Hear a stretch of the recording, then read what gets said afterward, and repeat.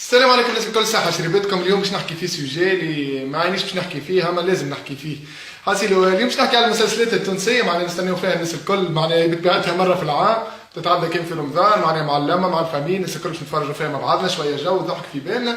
لكن من كل عام نشوف المستوى يتيح، عبارة واحد هبط من دروج ماشي تاك تاك تاك تاك باش يتيح في بير في الاخر.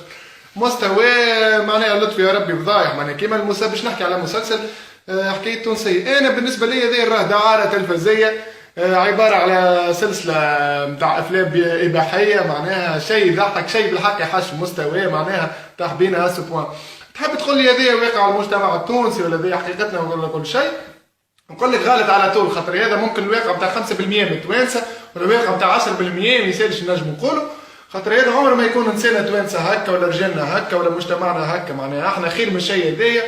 وهذوك معناها الناس عايشين على رواحهم، دونك خلي يريقلوا امورهم، ما تمثلوناش معناها انه المسلسل يمثل الفئه معناها التونسيه كلها، خاطر بالحق عملتوا العار بالشيء اللي توريو فيه. واحد ولا شدد كوان وحده يتفرج، ولا معناها تشتت عائلي عملته في رمضان، كل واحد ولا شدد ثنيه يتفرج، تلموه حشمه وما عادش فما ريسبي في الكلام وفي الريق وفي التزعبين اللي عاملينه، معناها عباره جايبين بنات معناها هكا باش ما هكا بائعات الهواء هكا قلتها بالعربي، معناها كلمه خير شويه، فهمني عباره جايبينهم يخدموا بالحق.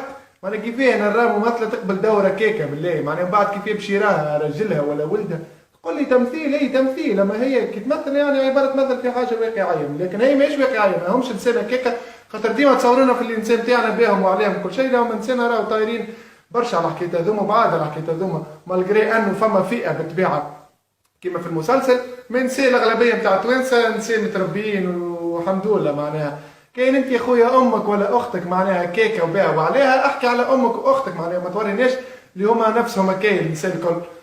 حاجه اخرى نحب نحكي فيها، عملت العار بالشراب، عملت الريحه، وعملت باش يقول فمي، كثرتوله يا اخي، هذا التحضر، هذا التقدم، هذا معناها حريه التعبير ترى فيه.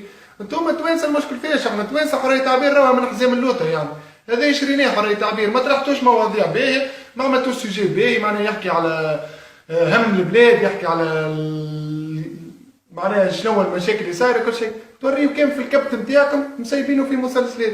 هذاك كيفاش معناها واحد ولا في تونس يتفرج مع دارهم كان في الكاميرا كاشي ولا في الاذان بلوتو الكاميرا كاشي بطبيعتها، ولا فيها تربريب والكلمه قد هكا ما عادش نجم نتفرج معناها، ولا واحد في الاذان وشويه اسماء الله الحسنى وهكا عديو شي شيخ هاكا زاد يحكي، تمشي زاد حتى الشيوخه تولي طفلتي في تونس، تولي تربرب جمله واحده، ما عادش نستغربوا شيء.